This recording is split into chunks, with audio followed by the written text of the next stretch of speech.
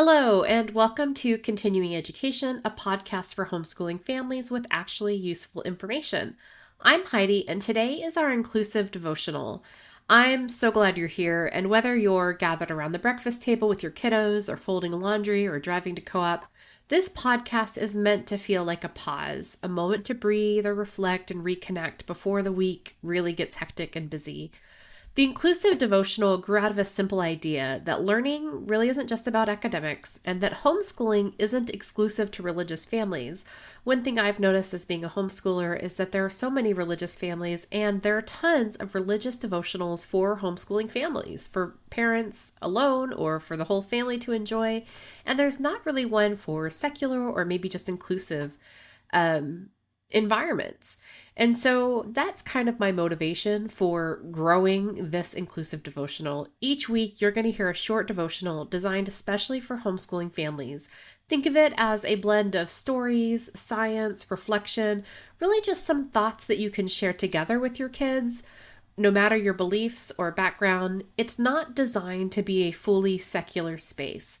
Instead, we're going to pull narratives, stories, and mythologies from cultures around the globe. Some will be religious and some won't. My personal view is that religion is just a culture's spiritual language, and that I benefit from really being curious and learning the stories. We'll explore universal themes, things like patience, creativity, belonging, and the strength in moving forward even if our steps are small.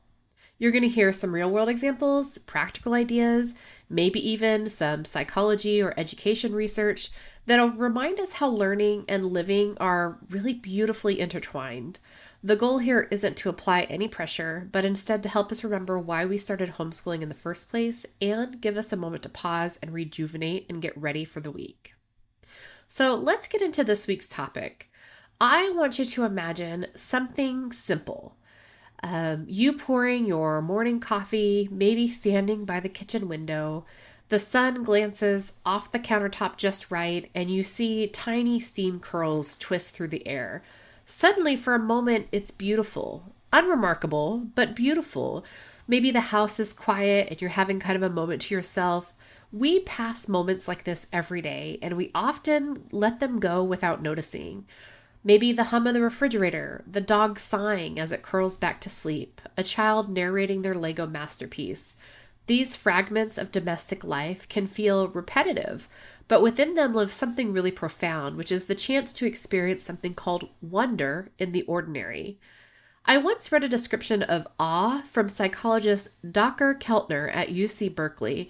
He spent years studying the science of wonder. He wrote a really great book called Awe, The New Science of Everyday Wonder and How It Can Transform Your Life. And I highly recommend you take a peek. Grab a copy from your library or listen to it on audio using your library card on Libby.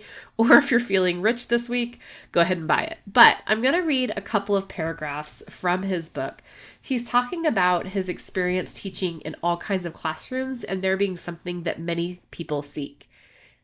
He says, what we are seeking in such inquiry, What we are seeking in such inquiry is an answer to a perennial question, one we have been asking in different ways for tens of thousands of years. How can we live the good life? One enlivened by joy and community and meaning that brings us a sense of worth and belonging and strengthens the people and natural environments around us. Now, 20 years into happiness, I have an answer. Find awe. Awe is the emotion we experience when we encounter vast mysteries that we don't understand. Why would I recommend that you find happiness in an emotion that is so fleeting and evanescent, a feeling so elusive that it resists simple description? That requires the unexpected and moves us toward mystery and the unknown rather than what is certain and easy. Because we can find awe anywhere. Because doing so doesn't require money or the burning of fossil fuels or even much time. Our research suggests that just a couple of minutes of day will do. Because we have a basic need for awe wired into our brains and bodies, finding awe is easy if we just take a moment and wonder. Because all of us, no matter what our background, can find our own meaningful path to awe. Because brief moments of awe are as good for your mind and body as anything you might do. I thought that was just beautiful, and really his entire book is really very Well, you'll find that he kind of talks about how moments of awe, large or small, help shift our focus from ourselves to something larger. Um, they expand our perception of time, and they help us to strengthen social bonds and even help us regulate stress, which is something that I think that a lot of families are encountering, stress and anxiety in the current time frame. In one of his studies, after reading his book, I went and listened to a whole bunch of his podcasts because that's what I do. Is I kind of get on a little rabbit hole and want to go listen to the author and everything they do.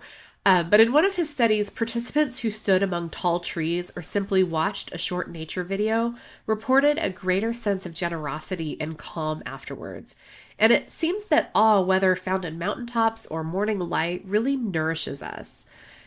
The good news is we don't need to be at Yosemite to practice it. We don't need a lot of money. We don't even need a lot of time. Wonder hides in everyday routines and everyday rhythms, and it's just kind of waiting to be noticed. In thinking of my own experience, just kind of trying to find awe in my day, one subject that I do together with my kids, we do the subject all together, is history. And to be honest, history is something that I found painfully boring as a kid. But as an adult, I actually really enjoy it because I find that there are so many connections that we can make to modern day, and that history explains so much around us. As a sociology major, history really has become alive when I've started to understand how society kind of makes movements throughout time. So one thing that I really enjoy as we're covering history is my kids discovering the same curiosity about cultures or history or moments or pieces in time. When we're learning about a culture and they say something like, hey, that was in Moana, or them recognizing history in a current theme and story, that is really thrilling for me. That's fulfilling. And it's kind of a moment of like, I don't. The reason that I came to this is because it was the closest thing I could think of when I found awe, was just the sense of wonder that these brilliant kids continued to be curious, and it causes them to want to know more. And I marvel at their intelligence and their curiosity to dive deeper. And that's really what wonder does. It kind of redirects us, it humbles us, it softens our focus.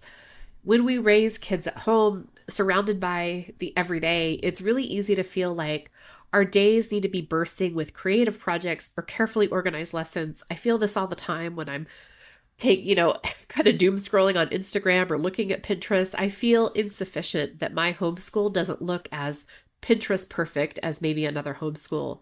But often the richest learning happens when we pause and we look closer. Something like a soap bubble or a word's history or the pattern of frost on the windshield when you get into the car. Those invite us to slow down and to notice and to have sparks of learning from within, and not just instruction, right? It's not just being forced given knowledge and being instructed. We're really just kind of wondering about the things that we see and having a natural curiosity. There's a developmental psychologist. Her name is Alison Gopnik, and she describes young children as scientists in the crib. And I really loved that phrasing. Their brains are constantly running small experiments, and we all know, like, they're thinking like, oh, what happens when I drop this? Or why does that float? Or how do these puzzle pieces fit together?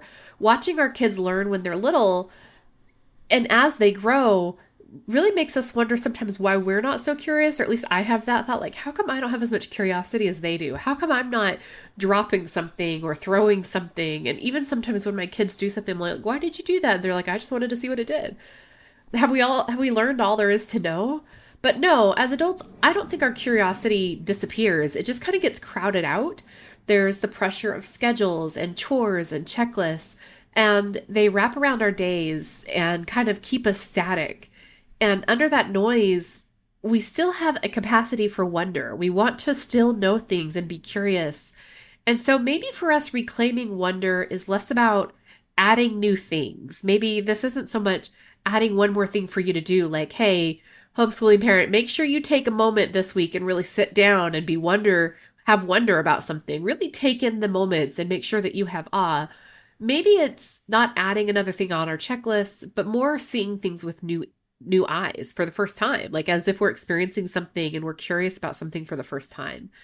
Maybe we take a walk, not to get something somewhere, just to kind of notice the pattern of the birds and how they're sounding that day, or the leaves and how they're falling. Or maybe it's sitting in our living room with a beverage and watching how the light falls differently in our with our blinds than it did yesterday. Kind of just experiencing the small things. And the great thing about this kind of noticing, and one things that, you know, the author mentioned in his book, was that this kind of noticing costs nothing. It's available to families in every season, with every budget, and in every home. Wonder doesn't require perfect conditions. It just needs a little crack in the noise, wide enough for curiosity to shine through. So this week, maybe wonder can be your quiet guide. When your child asks a question that takes you off track, follow their curiosity instead of steering back immediately. When something feels dull, ask yourself, what haven't I noticed yet? You might find yourself surprised by how much beauty and meaning live quietly inside the everyday motions of life. This week, I'm just going to ask a couple of questions, and maybe there's a question here that will spark your thoughts in terms of pondering to walk through your days. These were some questions that I kind of thought they're good for me to ponder, but then also to ask my kids to help them notice the small things too. They're already really curious, but maybe it would help them as well. So I've got 5 questions. The first one is, what's something small or routine that has felt unexpectedly beautiful lately? Number 2, how does wonder show up differently for children and adults in your home? Number 3, what helps you slow down enough to notice the small details around you? Number 4, when was the last time you were truly amazed by something simple? And number 5, how might cultivating wonder change the tone of your homeschool days? Often, the ordinary isn't ordinary at all. It's just waiting for us to see it. I hope that you enjoyed this week's devotional, and I hope that you come back for next week for another topic. Thank you.